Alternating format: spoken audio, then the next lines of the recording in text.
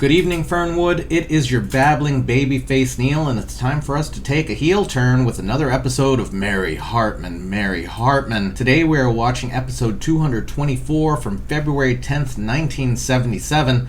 Let's take a look at yesterday's episode.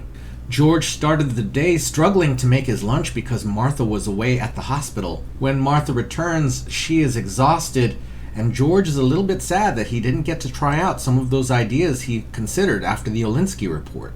Grandpa Larkin comes down to see off his new girlfriend Barbie, and George is outraged that Martin gets to have sex, but George doesn't. And at the Hartman residence, Heather's breakfast is interrupted by Kathy, who's been asked to look after her. Heather is wondering what the big deal is about sex, and also when her body might change to become more attractive to boys. Kathy tries to get across that the pleasure of sex is good, but that the love is more important, and Heather is left pondering what all of it means.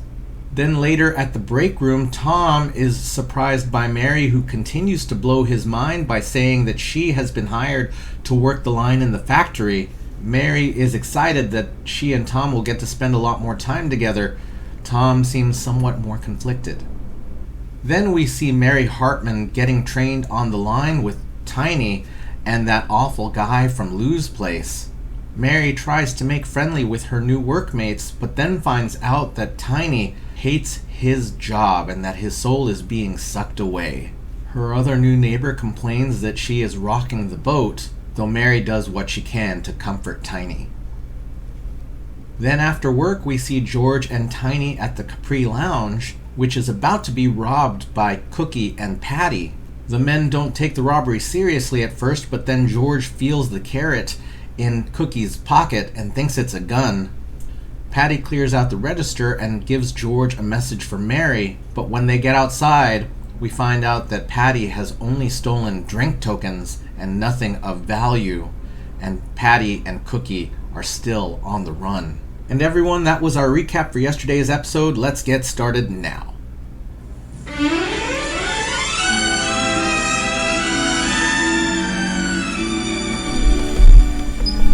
Mary Hartman! Mary Hartman! So, how are things with you and Loretta? On the straight and narrow? I'll tell you something, George. Loretta is so damn blame happy to be home that she won't adventure more than about 2 blocks away from the house anymore. Has Loretta mentioned any more about those lost weeks she just finished doing as a Lulu down there at Lou's Diner? I trust Loretta, even when she is under the spell of amnesia. I mean, she doesn't remember what happened.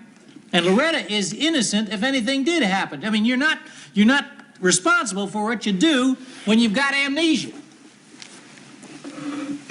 Max Slattery. Now, Max Slattery, he's the one that asked what happened.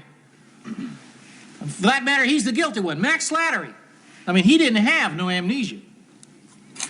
So if that's the way you get your thrills, Tony, why don't you just ask Max Slattery what happened between him and Loretta in the cab of his diesel truck? I think the break's over, George. Yeah. We don't want to get stuck for time.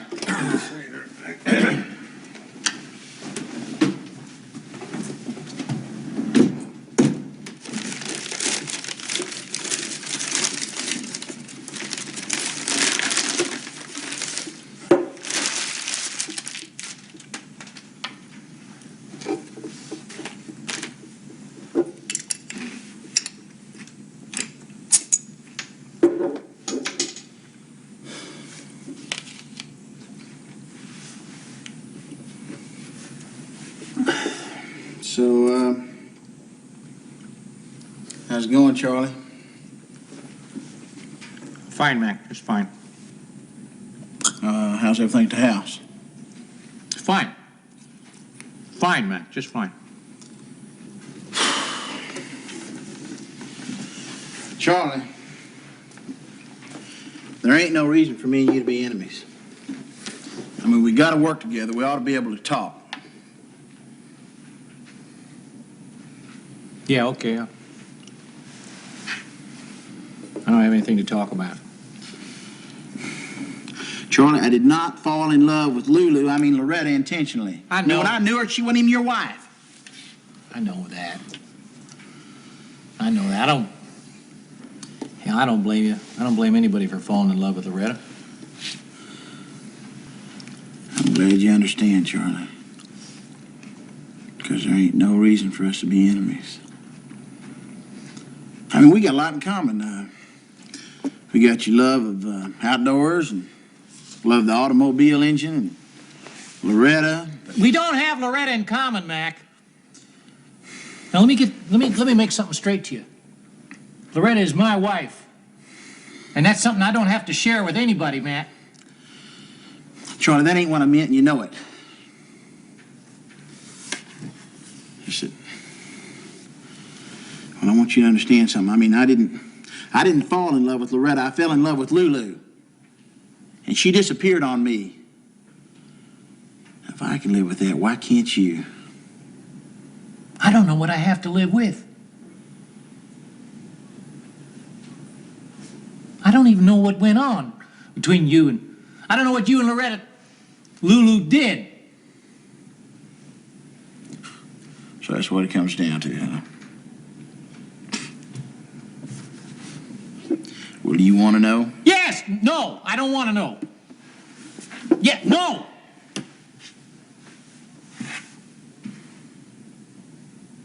Yeah, I want to know. I want to know the truth. You ready for it?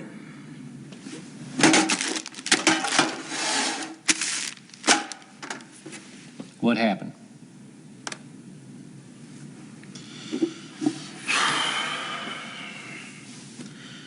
Charlie, when I first laid eyes on Lulu, I felt like a turkey laying low on Thanksgiving morning. Oh, come on, Max. Save me the pretty speeches, will you? I mean, I'd have had to be made out of stone. She hadn't melted my heart. I mean, especially them demon eyes. One being just a smidge smaller than the other. Well, Loretta can light up a room faster than Ohio Electric. So I just, I hung around, made my intentions known.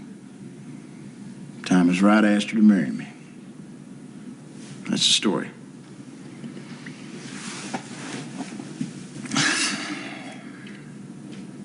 That's it? That's the story?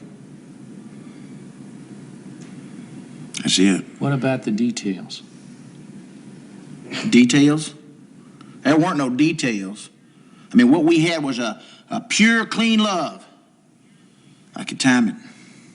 I taped her name up over the dashboard of my semi.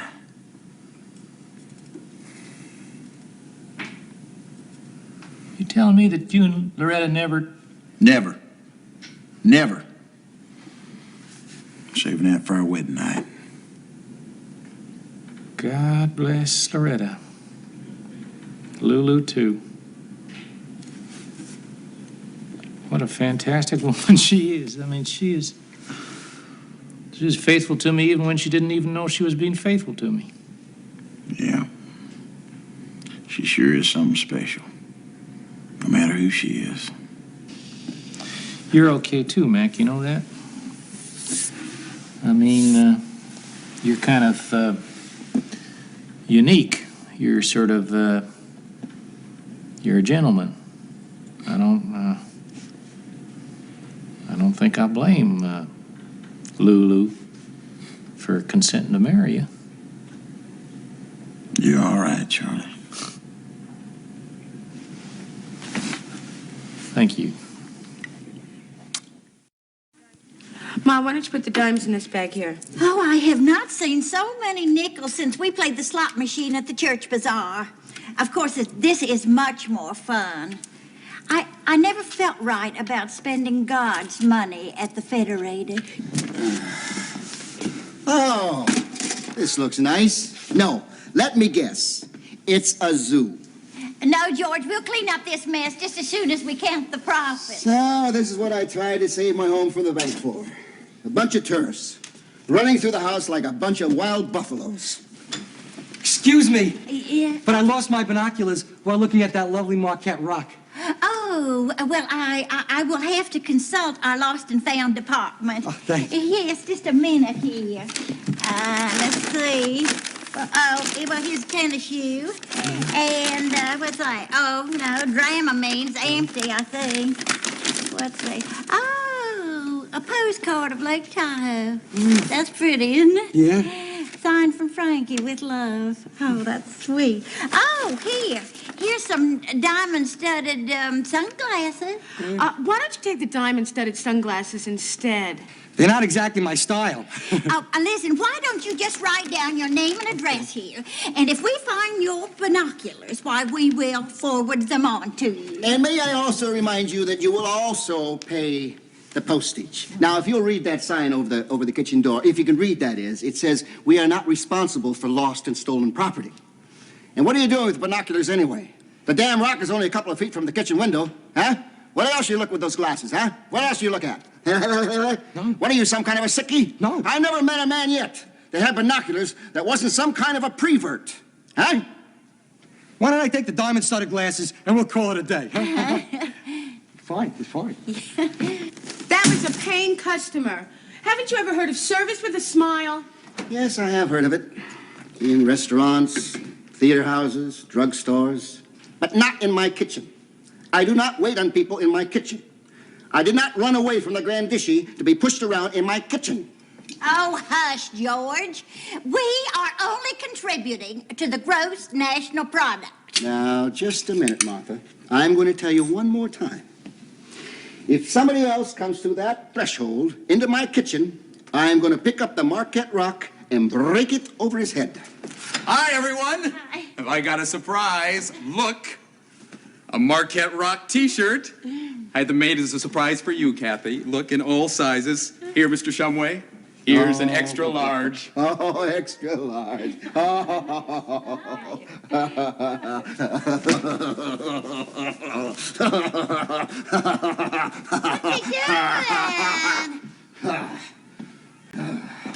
Banzai!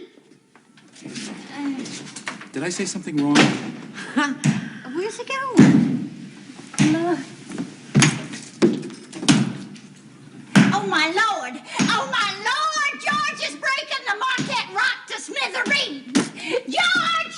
George, stop that! He's busting up my historical property. Well, look, while he's doing that, can I talk to you for a second? Yeah, sure. I came over to ask you to go to dinner. No? How about a movie then? Drive in the country, drink at the Capri? Look, Howard, that's really very sweet of you, but you see, I don't think I should go out right now. I really shouldn't be starting dating. You see, my life is sort of, it's sort of in a disaster area. I have a lot of things to work out. And my father and I, we're just getting to know each other again, and I think I really should probably stay around the house and keep things... Here you are. The last remains of the Marquette rock. Now take it and get the hell out of my life.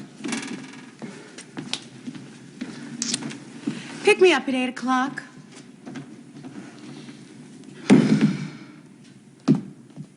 It's a whole new sport, Mac. It's souped-up diesel trucks. That's what it is. I don't know, Charlie. I could get killed. Oh, come on, man. Where's your sense of beauty, huh? I mean, can you picture it?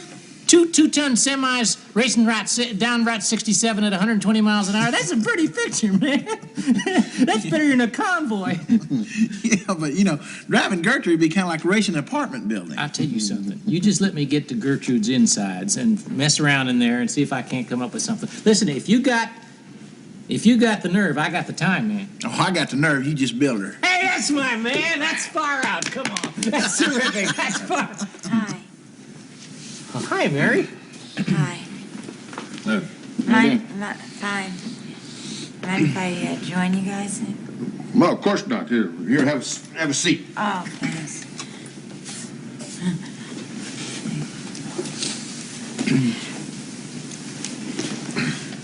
Thought I'd just, cap off the day with some post-work refreshment. Well, that's understandable.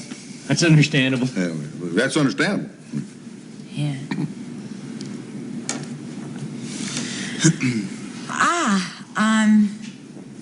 Well, how about a round on me, huh?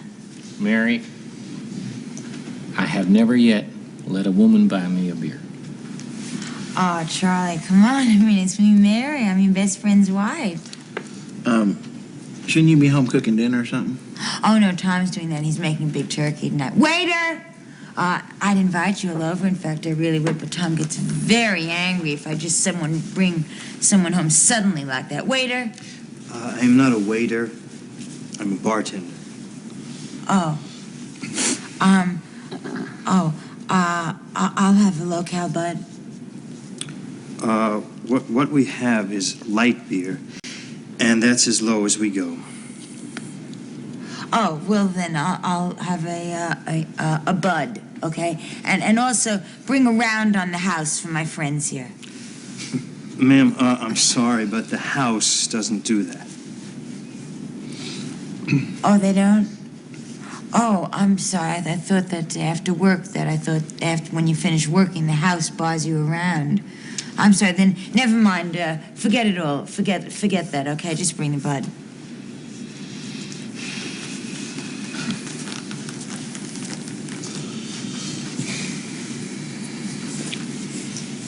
So,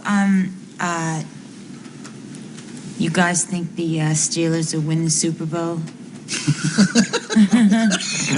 No, I don't think so. Why? Mary, the Steelers got wiped out in the playoffs. In fact, the Super Bowl, it's been over several weeks now, unless you're talking about next year. Oh, I think I probably was talking about next year. Yeah, it's never too early to talk about the Super Bowl, especially the Super Bowl. I guess she's got a point there, somewhere. Excuse me. Oh, thanks. I have another idea, guys. What is it? Well, since we all spend so much time, standing around at the plant and everything, we're on our feet and we're indoors all day and everything, I was thinking, of the possibility that maybe the plant should set up like a half-hour class a day in meditation. They do it in China. I always knew that if you read a little bit of the Reader's Digest, it would be it'd be a dangerous thing.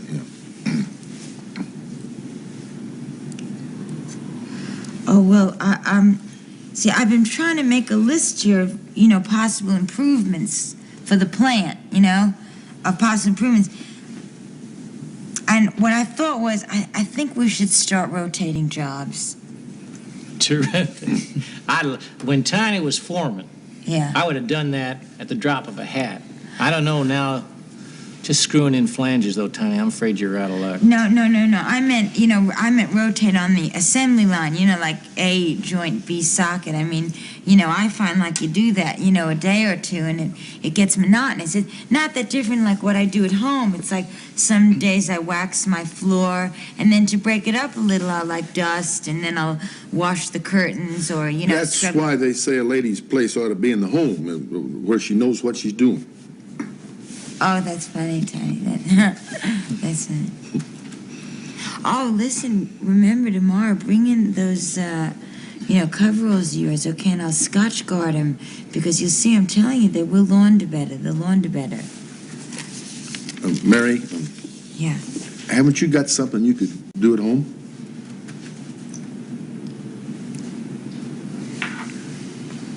Oh, yeah.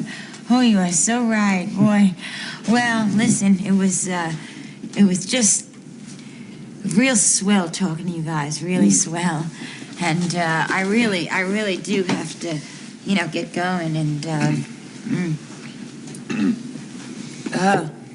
because I'll be late. And Tom gets real angry, if I'm late or anything like that. And I just, gee, I hope you guys like me as much as I like you. Mary! No, it's okay. It's okay. Listen, if you don't, it's okay. Maybe I'll, get to grow on you.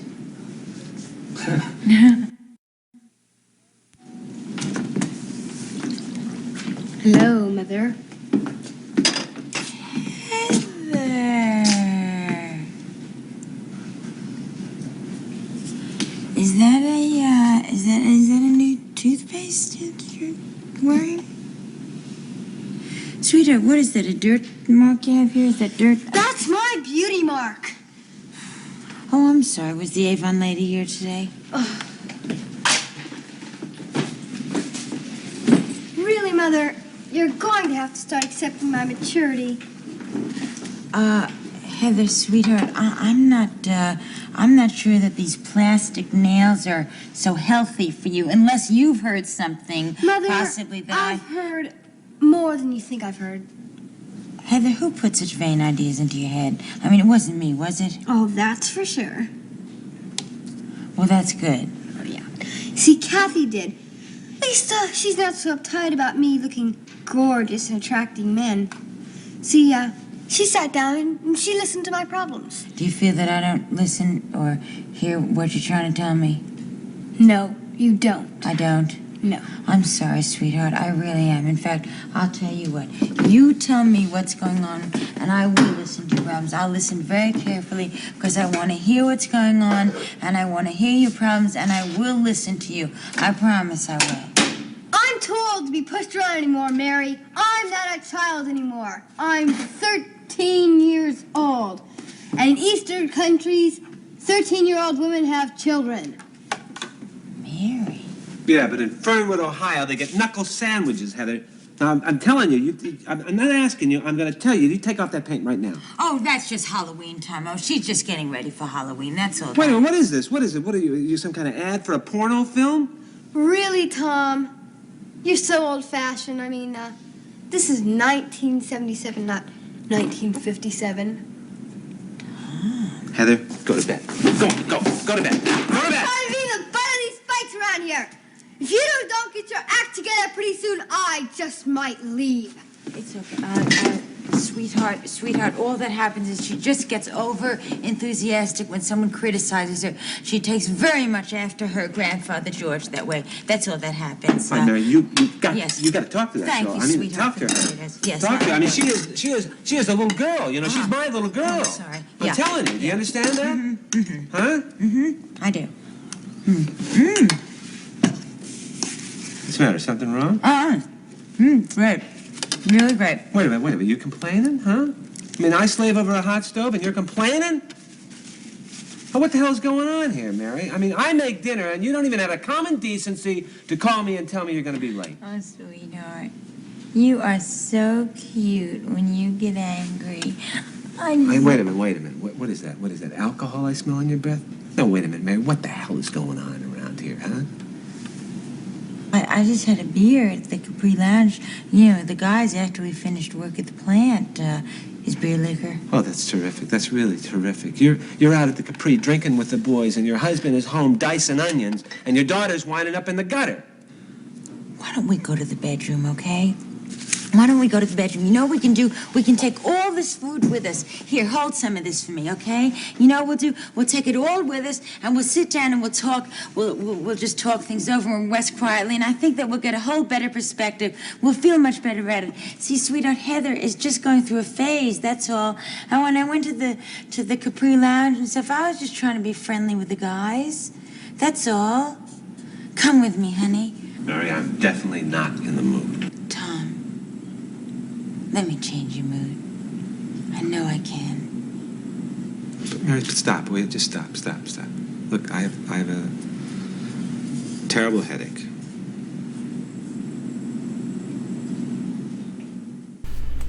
I feel like this is a bit of an evolution.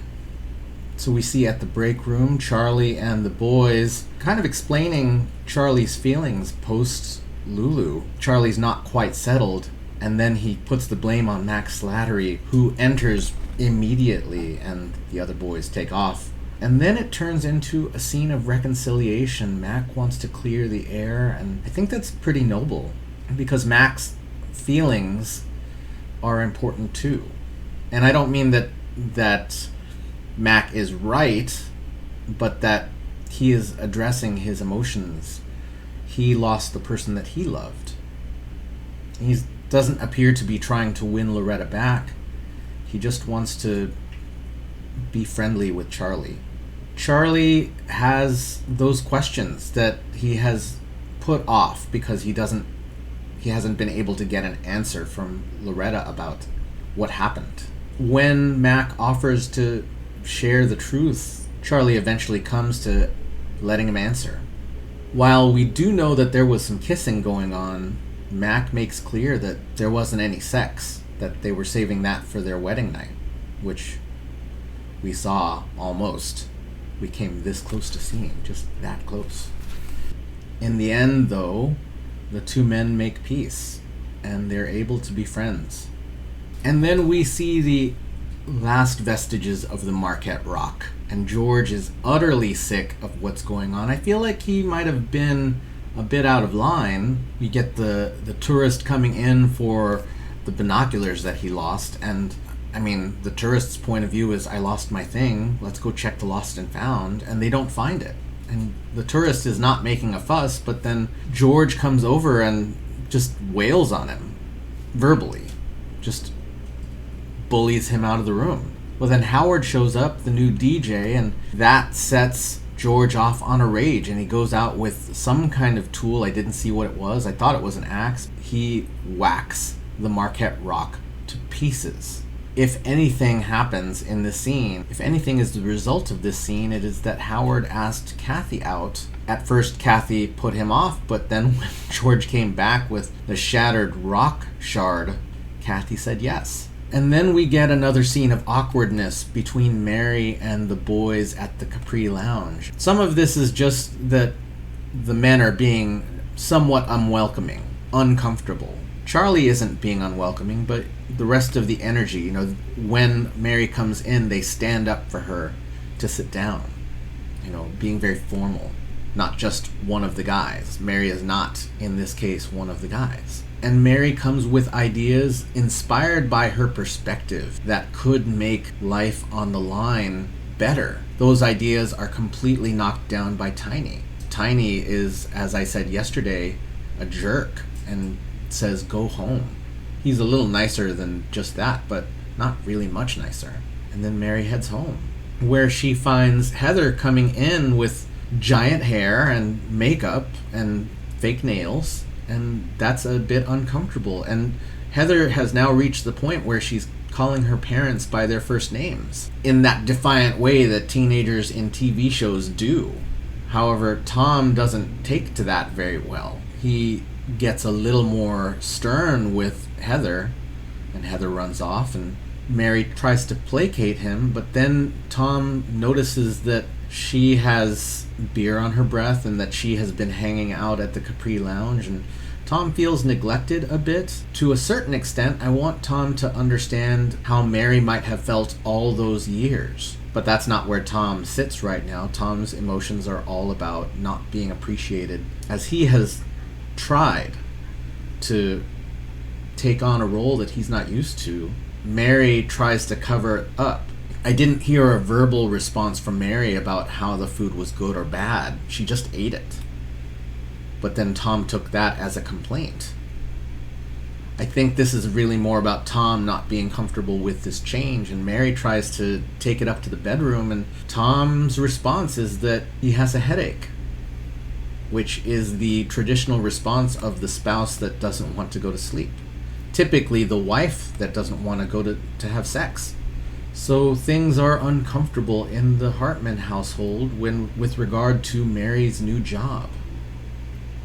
And just a few days ago, Tom was very supportive of Mary getting a job, but now that she's in his workplace, well, we haven't seen them working together, but now that they are switching roles to a certain extent, Tom is very uncomfortable. And I can understand why he would be uncomfortable. I wish that they could come to terms on this. I hope that they come to terms on this. So everyone, that was our Thursday episode of Mary Hartman, Mary Hartman. Thank you for watching with me. Thank you for leaving your feelings and thoughts in the comments. Thank you for taking this heel turn with me. And we will see you tomorrow night in Fernwood.